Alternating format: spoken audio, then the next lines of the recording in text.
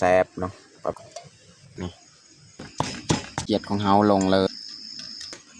พี่น้องเนาะ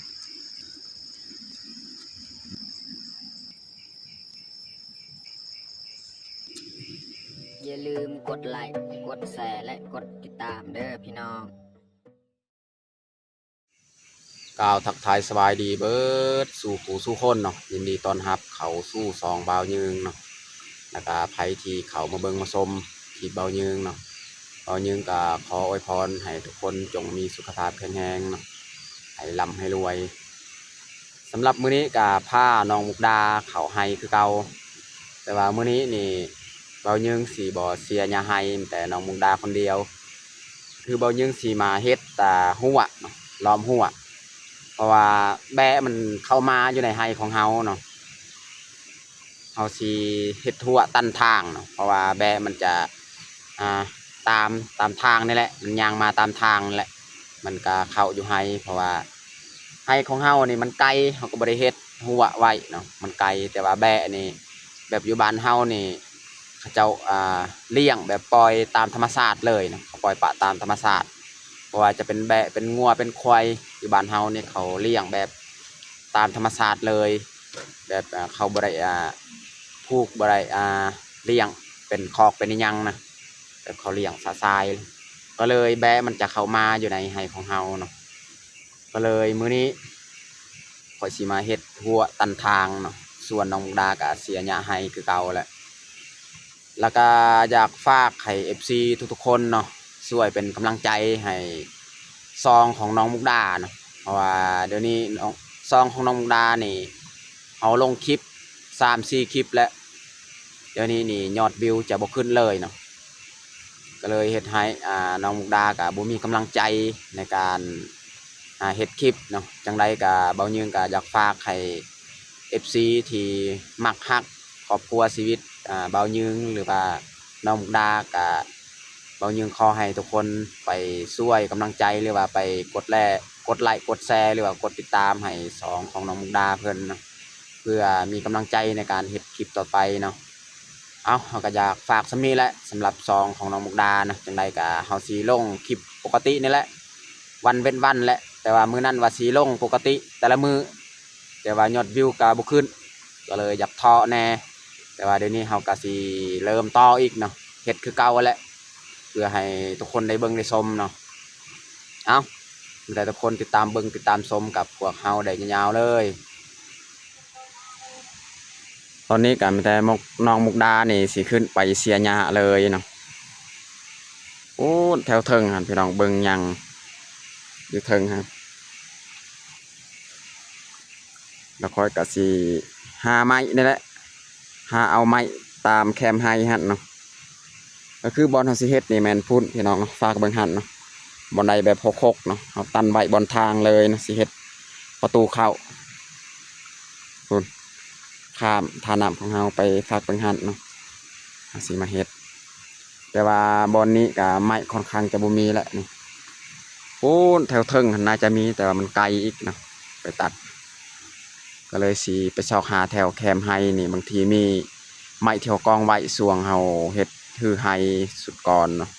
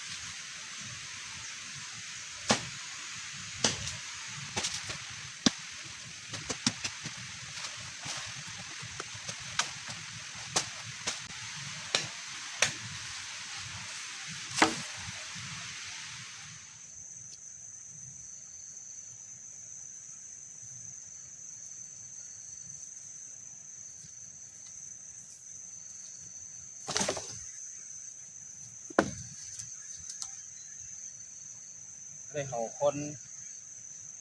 จากแคมป์ให้มาไว้เลยอยู่นี่มีแต่ยังบ่พอก็ต้องเลยเป็นคนต่ออีก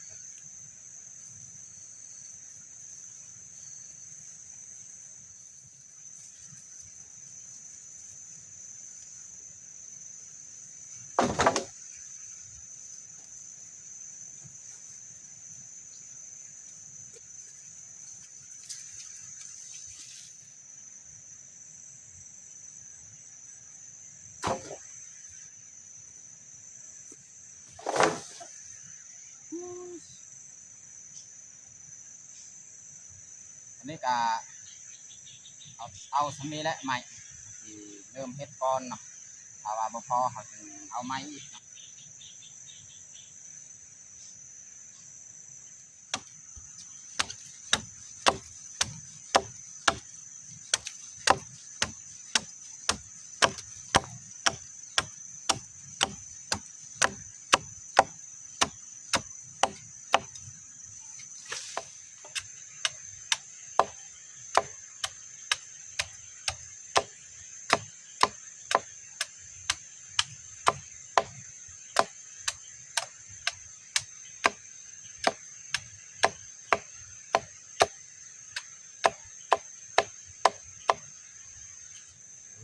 เรียบร้อยลักนี่แม่น4คู่เอาใส่นี่แหละนี่เฮ็ดบ่ได้เขาจะเอามาซักเลยหลักของเรา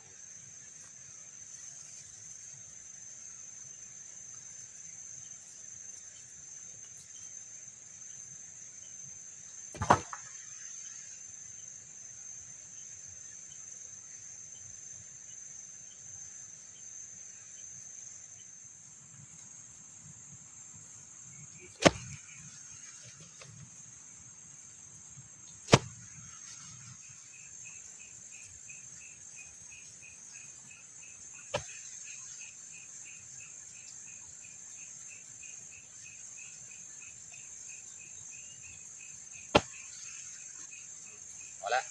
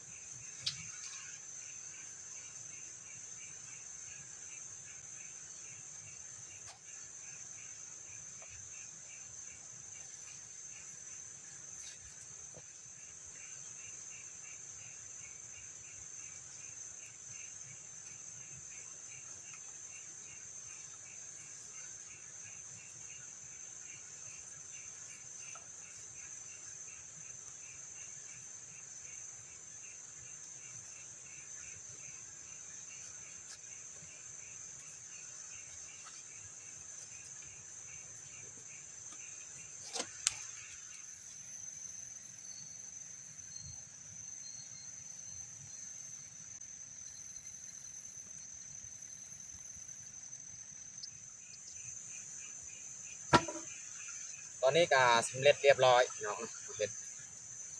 แต่ว่าเบายึงทายนี่เบิ่งสั้นๆแต่ว่าเบายึงเฮ็ดนี่หลายชั่วโมงแหละนี่กว่าสิสำเร็จส่ำนี้นะพี่น้องอันนี้ก็แม่นไม้เนาะไม้ที่เขาจะกันไว้พี่น้องกันไว้แบบนี้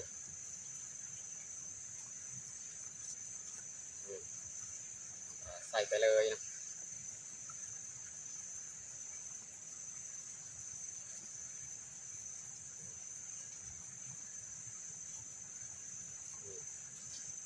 บัดเวลาเขาเข้าเขาก็เปิดออกตัวนี้เนาะเขาก็เปิดออกใหม่ของเขานี่ตัวนี้นี่เขาจะบริเฮ็ดข้างใด ปิดออกราคามเข้าเลยนะ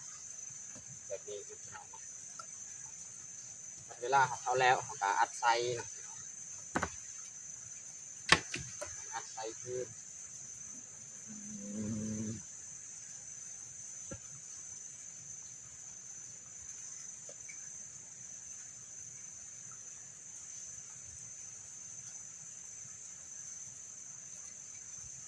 เรียบร้อยสำเร็จกาสีกลับเที่ยงพี่น้องกลับมาเห็ดกินเห็ดยาก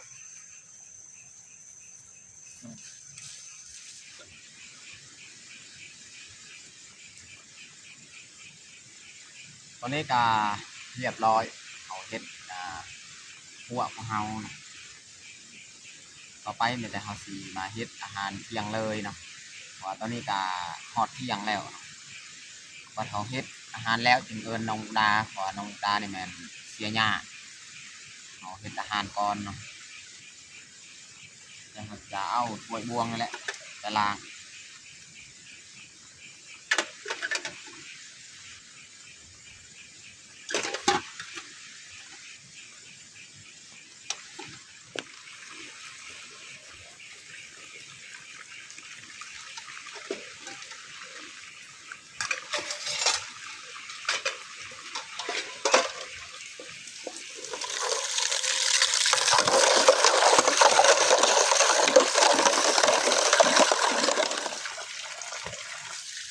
อันนี้มันเครียด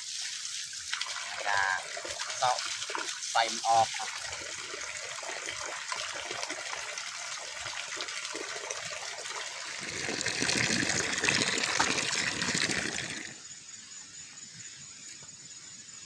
ตอนนี้เราก็ไปทำความสะอาดเครียดของเราแล้วก็ถ้วยบวงอันนี้เราสิมาดังฟืนดังไฟ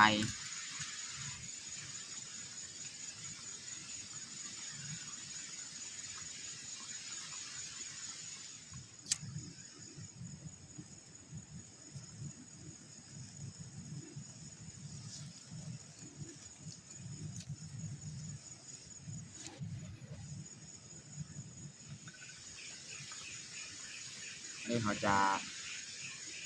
ต้มเลยเนาะสิต้มเครียดของเราแหละเราสิมาเห็ดปนเนาะ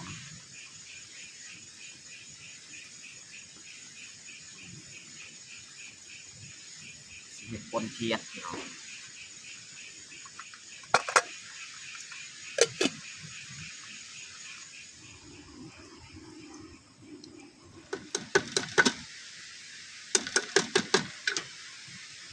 มื้อนี้นี่แดดอีกเนาะ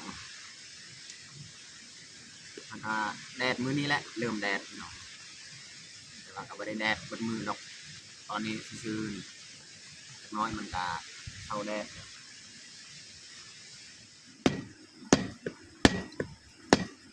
ทุบคิงพี่น้องน้ำก็เดือดแล้วตอนนี้เราจะใส่หัวสิไข่ใส่คิงพี่น้องเนาะใส่คาแล้วก็ใส่เขียดของเฮาเลยบาดนี้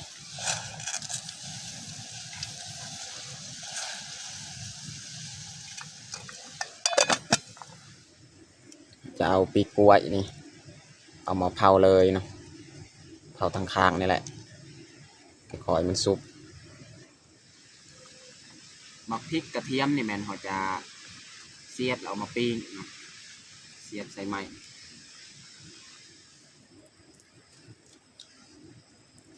ค้างไว้เลยเนาะปีกล้วยมันสุกจะเอาผักอีคูอีกเอามาปิ้งเนาะมีบางคนเนาะบางFCเพิ่นถามผักอีคูเนาะว่าเป็นแนวใดผักอีคูก็คือผักอีคูนี่มันคล้ายๆกับหัวกระเทียมนี่แหละนี่คล้ายๆหัวกระเทียมความเผ็ดแล้วก็ความหอมมียังนะกินนี่ยังกับแบบนี้แหละคล้ายๆหัวกระเทียมนี่แหละนะตอนนี้ก็สุกเรียบร้อยแล้วพี่น้องเนาะจะเขาจะปรุงเลยนี่เขาจะปรุงเลยพี่น้องเนาะต้มเขียดของเขาเราก็สิ ถึงกับปิ้งอันนี้ต่ออีก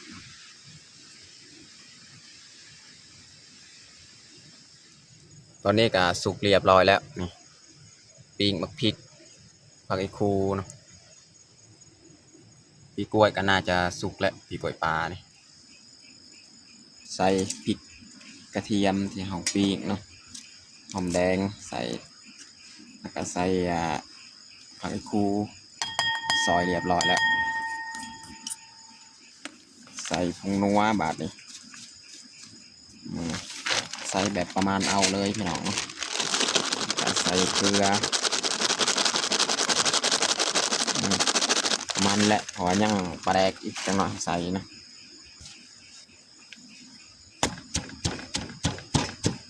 ตำมันนี่ก้อนแล้วจึงเอา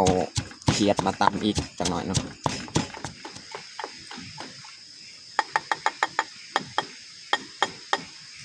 อันนี้เขาตำกาแรกแล้วบริหารสี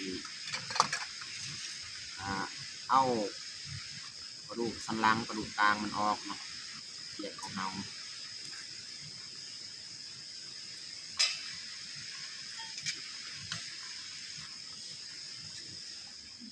วันนี้เราจะเอาเขียดของเราลงเลยนะวันนี้เราจะมาตำอีกเนาะ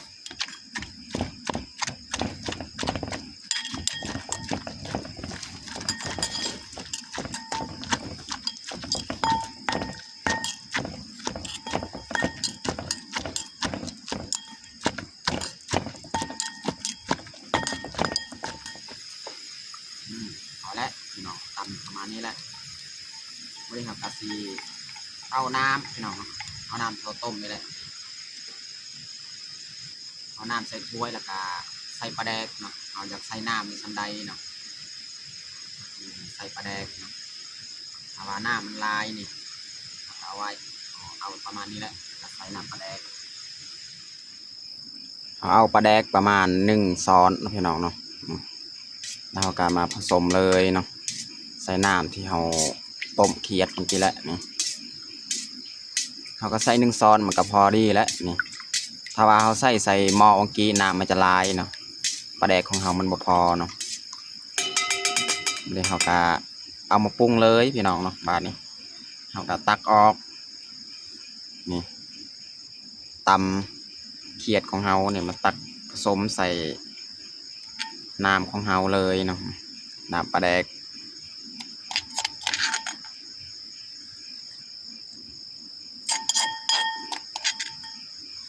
โอเคเนาะเราก็มาผสมเลยบาดนี้ซอยหอมบัวหอมเปรย์เนาะ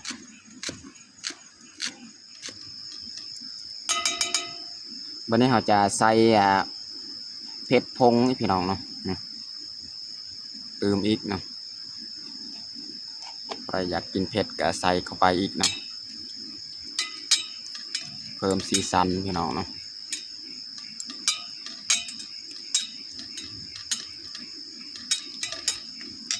วันนี้สุดท้ายเนี่ยเราจะใส่เครื่องหอมอีกเนาะใส่หอมเปรย์หอมบัวพี่น้องเนาะถือว่าสำเร็จเรียบร้อยเนาะการเห็ดป่นเขียดพี่น้องสูตรแบบง่ายๆ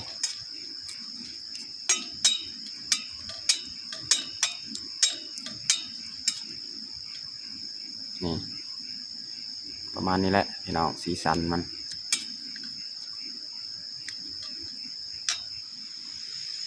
อันนี้ก็สุกเรียบร้อยแล้วเขาปีกล้วยปลาเราจะ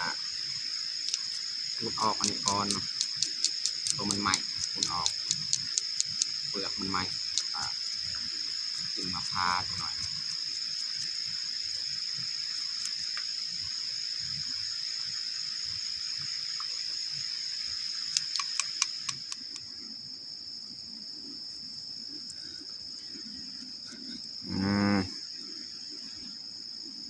หอมฮอนๆเลยพี่น้องเนาะ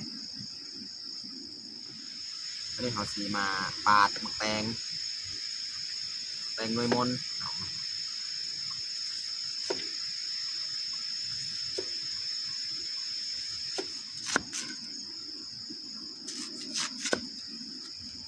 พอละสำนี้นะพี่น้องเนาะตอนนี้ก็เรียบร้อยเฮาแต่งข้าวของเฮาป่นเขียดพี่น้องเนาะแล้วก็เผาปีกล้วยปลาหรือว่าปีกล้วยปลาเนาะแล้วก็หั่นหมักแตงเนาะสำหรับอาหารเที่ยงของเฮากับเบิดสำนี้แหละตอนนี้กับน้องมุกดากับมาแต่เสียยาเรียบร้อยไม่ได้เฮากับสีนั่งกินข้าวเที่ยงเลยเนาะเอามาเด้อพี่น้องมากินข้าวเที่ยงน้ำกัน เอามาเด้อทุกคนมากินข้าวเที่ยงน้ำกัน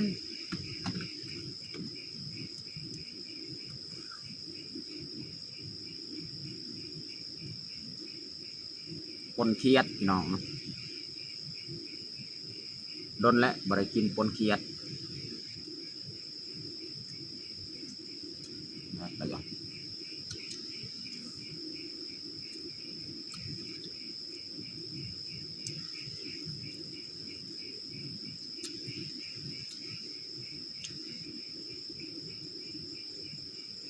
มื้อนี้นี่บ่ได้ลวกผักเพราะว่ามีปีกล้วยเอามาจากบ้านยอดมะอึก็มีอยู่แถวไห้